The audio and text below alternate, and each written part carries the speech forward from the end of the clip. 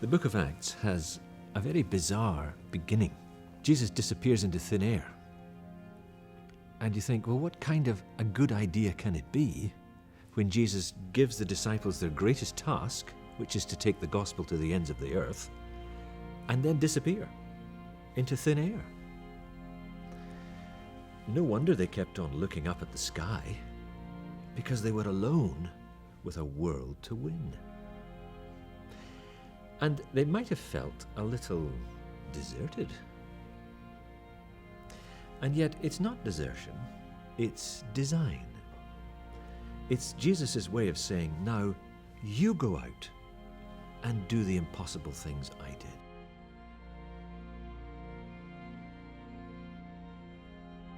I saw this at work through a Christian lady in China I once met. We called her Auntie Mabel. She was a doctor in Beijing, very well known for her bright Christian witness. But when the communists came to power in 1949, everything changed for her. She was evicted from her large house, and she was forced to live in her garden shed. And because she was well known as a Christian, she was targeted. She was stripped of her doctor's post, and she shoveled sand in a work gang. That's what they asked her to do. And then when the Cultural Revolution got going, the teenagers, the Red Guards, were given power over her, and they came to her, they beat her up, they paraded her in the streets, and they put this large sign outside her house saying no one must speak to her because she has distributed Bibles.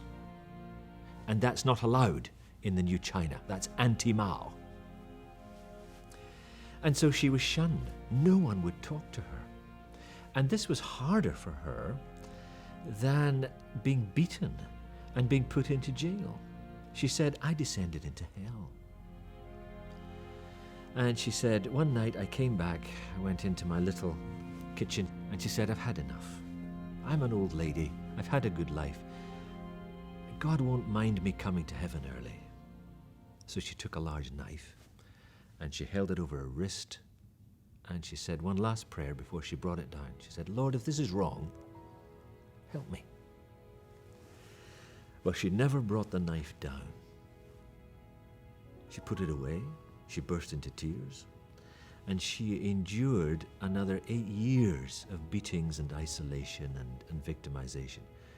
She said, no angel appeared and whipped the knife out of my hand. She said, somehow God gave me the strength to go on, but I never knew how. And she said, all the time, I was always asking Jesus to make an appearance to me. Come to me. Put your arms around me. Why must you be so invisible? She cried. And many years later, she knew why.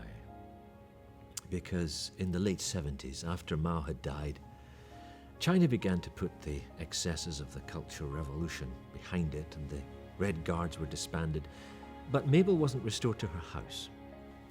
But even in her little garden shed, she began to receive a stream of visitors. And many of these visitors were very high-ranking members of the Communist Party. She recognized their faces from the newspaper. And even more astonishingly, they all had one question: do you have any Bibles? And she was saying, oh, why are you coming to me out of all the people in Beijing? Why'd you come to my house? And they would say, well, we remember during the Cultural Revolution, there was a large sign outside your house that contained all your crimes. And one of them said that you were guilty of distributing Bibles. I'm just here on the off chance that you might have some left. And so that sign that caused her such misery launched her ministry. It had kept people away from her during the Cultural Revolution, but after she had endured, it drew them. And Mabel was able to contact Open Doors. We smuggled Bibles to her, and she became the first distributor of scriptures in China's capital again. She was a vital supplier. And even today, there are high-ranking members of the Communist Party who owe their faith to her endurance. And she said, well, it's been nice to know why. It helps my faith. But she said, it was hard. Every day was hard. And she said, I never seemed to get that prayer answered of, Lord, please appear for me. But she said, I see that this was for the best, because she said, if Jesus had come to me, I wouldn't have done the impossible.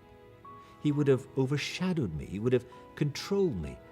But in not being there, he was giving me the space to do the impossible through his power. That's not desertion, she said. It's generosity. You will receive power, he said, after I'm gone up to heaven. That's what he said to the disciples. So the cloud that hides him from our sight is not a disaster. It's design. Sure, the disciples must have felt bereft. But Jesus is really saying, I'll send the Spirit, and we will do all these things together, through each of you, in a new and beautiful way. So we get invited to be his partners, or the theologians say, co-creators. He wants us to do what he did to an even greater degree. Jesus ascends to give us the space to do the impossible for him and through him. Now that means space to fail, space to struggle, space to be unsure. And the characters in the book of Acts, they have their doubts and their disagreements and their struggles. And if Jesus had stayed, there would have been none of that. When they have to decide in Acts 15 in the council, should the Gentiles become Christians or not, or be allowed to become Christians or not, Jesus would just have appeared and told them what to do. But he didn't. He let them struggle. He let them figure it out. Or when Paul was having his disagreement about who to take on a trip with him, and Barnabas and he actually had such a violent disagreement, they went their separate ways. Jesus would have sorted that out. If he'd stayed behind, he would just have said, Paul, take so-and-so. Barnabas, you just deal with it. And yet that didn't happen. They got the power to decide. They got the power to, in a sense, create the will of God and live out the gospel in a much more intimate way. So even our failures, even our difficulties, even our struggles become the means in which God spreads the gospel through us, just like Mabel. That horrible sign outside her house, it was a mark of humiliation. But actually, because she endured in the power of Christ, it was the means of her wonderful ministry. And that's a lady who did that marvelous job for Christ in her 80s. So we're never too old to do a remarkable work for Christ. When Mabel looked back over her life, she can say, I did that. I endured with Christ's help and brought Bibles to Beijing. Mabel thought that terrible notice board was the end of her, and it was in a sense, but only so that God could make another beginning through her. And a cloud still hides Jesus from our eyes for all of us, so that we get the same opportunity to do the impossible in his power. It's a risk. What a plan. But what an opportunity.